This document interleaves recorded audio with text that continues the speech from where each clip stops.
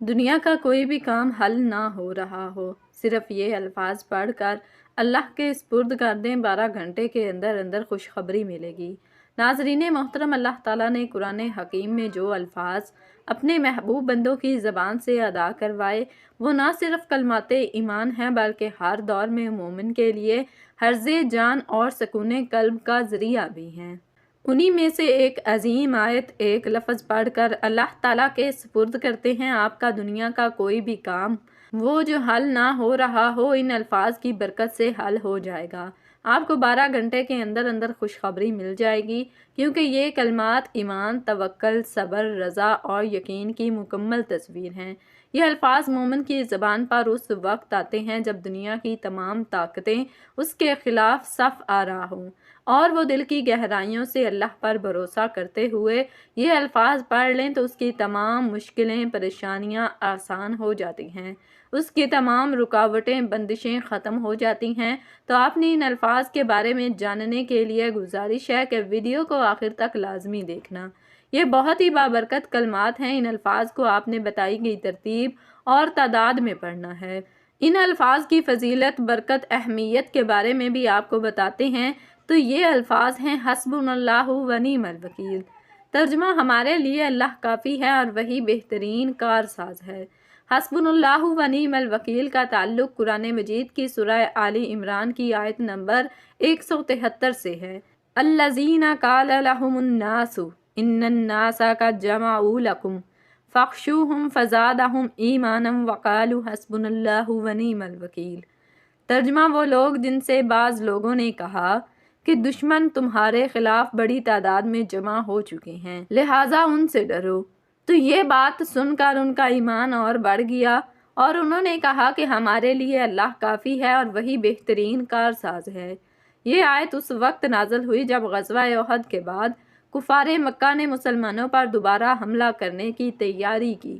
ان کے پھیلائے گئے خوف کے جواب میں صحابہ کرام رضی اللہ تعالیٰ عنہم نے بجائے گھبرانے کے اپنے ایمان کو تازہ کیا اور اللہ پر کامل بھروسہ کرتے ہوئے کہا: حسبنا اللہ و نعم الوکیل۔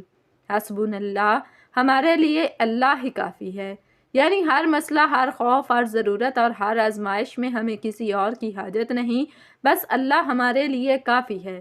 و نعم الوکیل، اور وہ بہترین کارساز ہے، یعنی ہم نے اپنے تمام معاملات، اپنی جان، مال، عزت، دین و دنیا، سب کچھ اللہ کے سپرد کر دیا ہے، کیونکہ وہی سب سے بہتر نگران اور محافظ ہے۔ یہ کلمہ صرف الفاظ نہیں بلکہ ایک مکمل عقیدہ ہے جو مومن کو سکون، طاقت اور استقامت عطا کرتا ہے۔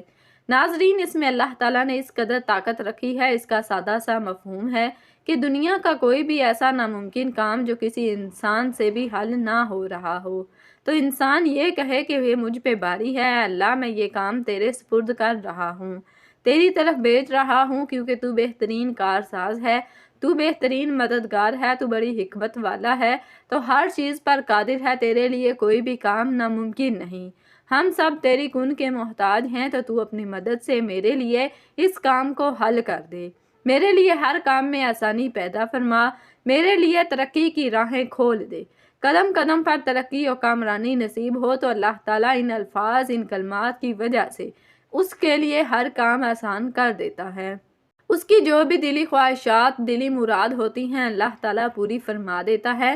ناظرین، اللہ تعالیٰ پر کامل یقین اور بے مثال اعتماد ہی وہ بنیاد ہے جس پر انبیاء کرام اور اولیاء اللہ کی پوری زندگی استوار ہوتی ہے۔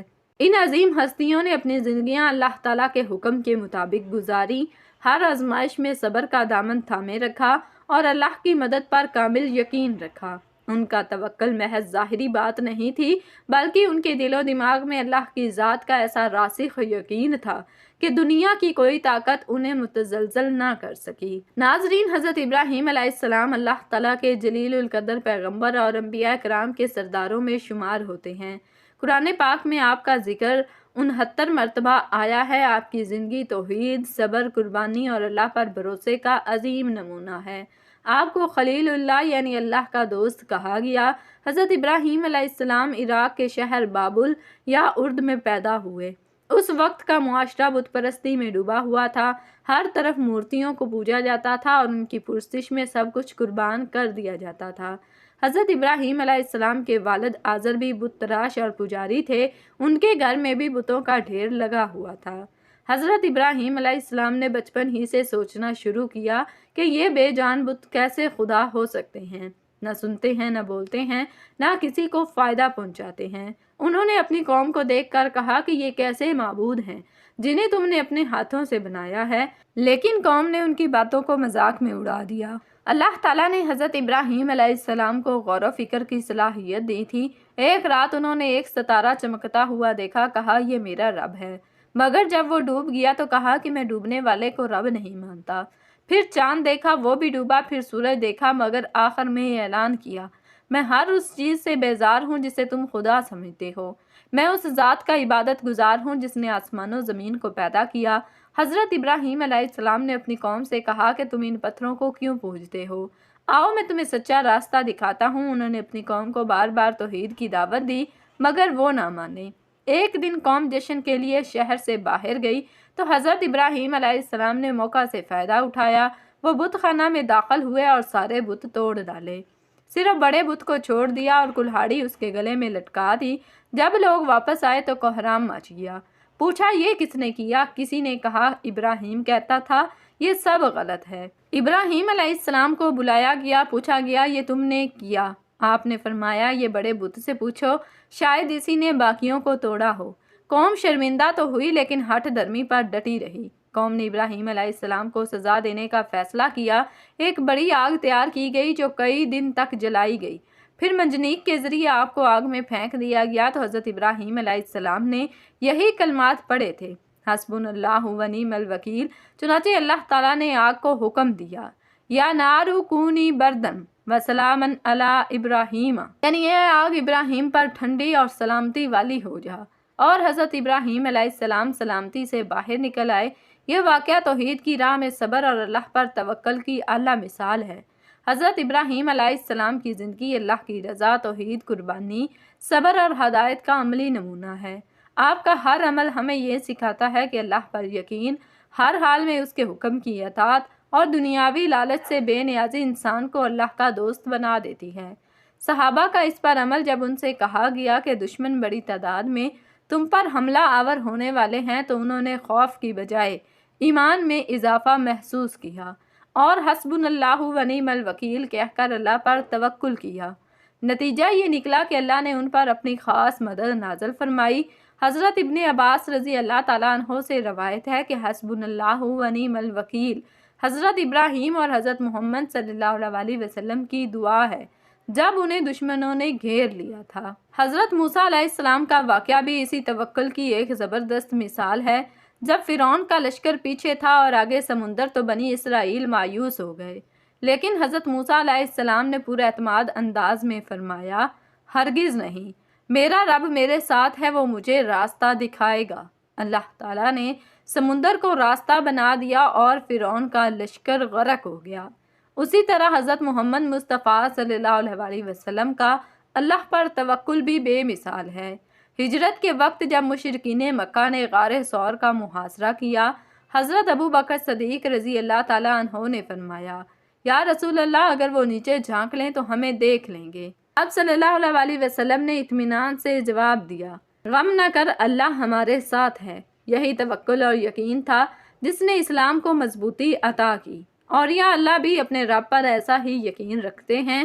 حضرت شیخ عبد القادر جیلانی رحمۃ اللہ علیہ کا واقعہ مشہور ہے کہ ایک بار ایک شیطان نے نورانی شکل میں آ کر کہا، میں تمہارا رب ہوں، تم پر عبادت اب فرض نہیں رہی۔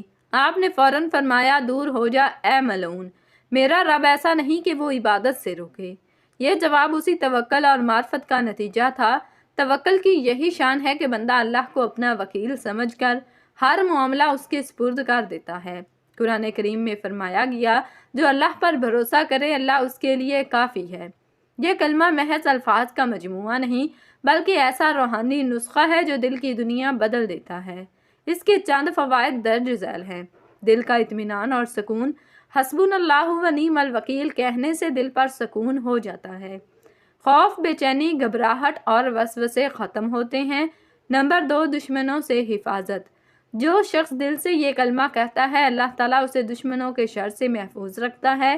جیسے حضرت ابراہیم علیہ السلام کو نمرود کے شر سے بچایا گیا۔ نمبر 3، مشکلات کا حل۔ یہ کلمہ مشکلات کو آسان کرتا ہے، بند دروازے کھولتا ہے اور اللہ کی مدد کو متوجہ کرتا ہے۔ نمبر 4، توکل علی اللہ کا اعلیٰ مقام۔ جو شخص اس کلمے کو اپنا شعار بناتا ہے، اللہ تعالیٰ سے اپنی مدد سے نوازتا ہے اور اس کی زندگی میں سکونیت نازل فرماتا ہے۔ ان کے علاوہ اللہ پر کامل توکل اختیار کرنا، کسی بھی خوف یا نقصان کی صورت میں صبر اور یقین کے ساتھ اللہ سے رجوع کرنا، اپنے تمام امور اللہ کے سپرد کر دینا، دنیا کی ظاہری طاقتوں سے مرعوب نہ ہونا بلکہ ایمان اور توکل سے زندگی گزارنا۔ آج کا انسان طرح طرح کے خوف، پریشانیوں، بے چینی، معاشی تنگی، جسمانی بیماریوں، دشمنی، حسد اور نظر بد جیسی آفات میں مبتلا ہے۔ ان سب مسائل کا اصل حل اللہ پر توکل، اس کی طرف رجوع اور حسبنا اللہ و نعم الوکیل جیسے کلمات کو اپنے معمولات میں شامل کرنا ہے۔ یہ کلمہ دل کو سکون دیتا ہے، امید جگاتا ہے، یقین پیدا کرتا ہے اور مایوسی کو ختم کرتا ہے۔ تو ناظرین محترم، وقت کی نزاکت کو مد نظر رکھتے ہوئے چلتے ہیں آج کے اس عمل کی جانب کہ آپ نے ان الفاظ کو کب، کہاں اور کتنی تعداد میں پڑھنا ہے۔ تو ناظرین، اس عمل کو کرنے کے لیے ایک ہی شرط ہے کہ آپ نے باوضو حالت میں اس عمل کو کرنا ہے، اور ان کلمات کو آپ دنیا کے کسی بھی کونے میں ہیں، گھر میں ہیں، دفتر میں ہیں، کاروبار پر ہیں، جہاں کہیں بھی موجود ہیں، آپ کسی نماز کے بعد ان کلمات کو پڑھنا چاہیں تو اس کا اجر و ثواب زیادہ ہے۔ لیکن اگر آپ ان الفاظ کو چلتے پھرتے، اٹھتے بیٹھتے کہیں بھی پڑھنا چاہیں، پڑھ سکتے ہیں۔ اللہ تعالیٰ کی ذات پر یقین کامل اور بھروسہ کرتے ہوئے ان کلمات کو باوضو حالت میں پڑھنا ہے۔ تو جب بھی آپ ان کلمات کو پڑھنے کے لیے بیٹھیں تو باوضو حالت میں سب سے پہلے آپ نے حضور پاک صلی اللہ علیہ وسلم کی ذات اقدس پر درود پاک کا نذرانہ پیش کرنا ہے۔ درود پاک آپ کوئی سا بھی پڑھ سکتے ہیں، آپ صلی اللہ علیہ وسلم بھی پڑھ سکتے ہیں، آپ صلی اللہ علیہ محمد بھی پڑھ سکتے ہیں، آپ درود ابراہیمی بھی پڑھ سکتے ہیں، جس کی فضیلت اور برکت بہت زیادہ ہے، جس کے پڑھنے سے اللہ تعالیٰ انسان پر 10 رحمتیں نازل فرماتا ہے، اس کے 10 گناہ معاف کرتا ہے اور 10 درجات بلند کرتا ہے۔ تو ایک بار ثواب کی نیت سے میرے ساتھ بھی درود پاک پڑھ لیجئے۔ اللہم صلی علی محمد وعلی آل محمد کما صلیت علی ابراہیم وعلی آل ابراہیم انکا حمید مجید۔ اللہم بارک علی محمد وعلی آل محمد کما بارکت علی ابراہیم وعلی آل ابراہیم انکا حمید مجید۔ ناظرین محترم، آپ دنیا کی کسی بھی مشکل ترین حالت میں ہیں، آپ کسی بھی پریشانی میں مبتلا ہیں، کتنا ہی کڑا وقت آپ پر آ گیا ہو، اچانک کوئی مصیبت آ گئی ہو، کوئی تکلیف، کوئی پریشانی آ گئی ہو، کوئی آپ کا دینہ مسئلہ ہو، مثال کے طور پر آپ کے بچوں کے رشتے نہیں ہو پا رہے، رزق کی کمی ہے، تنگی ہے، بے روزگاری ہے، بیماری ہے، آپ مقروض ہیں، آپ اپنا مکان لینا چاہتے ہیں، آپ کا اپنا مکان نہیں ہے، آپ مکان کے لیے کوشش کر کے تھک چکے ہیں، مگر آمدن اتنی نہیں ہے کہ آپ اپنا پلاٹ یا اپنا مکان خرید سکیں، تو آپ نے ان کلمات کا ورد چلتے پھرتے، اٹھتے بیٹھتے یا نماز کے بعد کرتے رہنا ہے۔ انشاءاللہ اس عمل کی برکت سے سخت مشکل پریشانی حل ہوگی، آپ کی حاجت پوری ہوگی، مقصد مراد پورا ہوگا۔ انشاءاللہ اس عمل کی برکت سے اللہ تعالیٰ ایسے اسباب پیدا کر دے گا، اللہ تعالیٰ غیب سے آپ کی مدد فرمائے گا کہ آپ خود حیران ہو جائیں گے۔ تو آپ نے درود پاک پڑھنے کے بعد ان کلمات یعنی حسبنا اللہ و نعم الوکیل کو 100 مرتبہ پڑھنا ہے، یعنی کہ ایک مکمل تسبیح آپ نے ان کلمات کی پڑھنی ہے۔ اس کے بعد آپ نے یا مسبب الاسباب کو صرف 33 مرتبہ پڑھنا ہے، اور اس کے بعد آخر میں آپ نے درود پاک پڑھ کر اللہ تعالیٰ سے اپنی حاجات کے لیے، اپنی مشکلات کے لیے، اپنی پریشانیوں کے لیے دعا مانگ لینی ہے۔ اللہ تعالیٰ سے رو رو کر، گڑ گڑا کر، اپنے گناہوں پر شرمندہ ہوتے ہوئے اس کی ذات بے نیازی سے جو چاہے مانگ لینا ہے۔ انشاءاللہ اس عمل کی برکت سے، ان کلمات کی برکت سے آپ کو بہت جلد خوشخبری مل جائے گی، آپ کا مشکل سے مشکل کام بھی حل ہو جائے گا، اللہ تعالیٰ غیب سے اسباب پیدا فرما دے گا، آپ کی تمام بندشیں، رکاوٹیں ختم ہو جائیں گی۔ اس کے علاوہ ناظرین، ہر مشکل وقت میں جب کوئی بڑی پریشانی آئی، دل بے چین ہو یا خوف طاری ہو جائے تو 7 یا 70 مرتبہ حسبنا اللہ و نعم الوکیل پڑھیں۔ اگر کوئی شخص روزانہ 450 مرتبہ یہ آیت پڑھنے کا معمول بنا لے تو انشاءاللہ اس کے رزق، صحت، عزت اور دشمنوں کے شر سے حفاظت ہوگی۔ سفر، امتحان یا کسی اہم کام سے پہلے حسبنا اللہ و نعم الوکیل 7 مرتبہ پڑھنے سے اللہ کی مدد شامل حال ہوتی ہے۔ رات کو سونے سے پہلے سوتے وقت 33 مرتبہ پڑھنے سے خوف، ڈر اور برے خوابوں سے حفاظت ہوتی ہے۔ حسبنا اللہ و نعم الوکیل ایک ایسا روحانی خزانہ ہے جو ہر مومن کو ہر حال میں اللہ کی طرف متوجہ کرتا ہے۔ اس کلمہ کے ذریعے دل میں توکل، زبان پر ذکر، عمل میں یقین اور دل میں سکون آ جاتا ہے۔ اگر آج کے مومن اس کلمے کو اپنی زندگی کا حصہ بنا لیں تو وہ نہ صرف دنیاوی خوف اور غم سے نجات پا سکتے ہیں بلکہ آخرت میں بھی سرخرو ہو سکتے ہیں۔ ان کلمات کا ورد کرنے کے ساتھ ساتھ ناظرین آپ نے پنجگانہ نماز کی پابندی کرنی ہے۔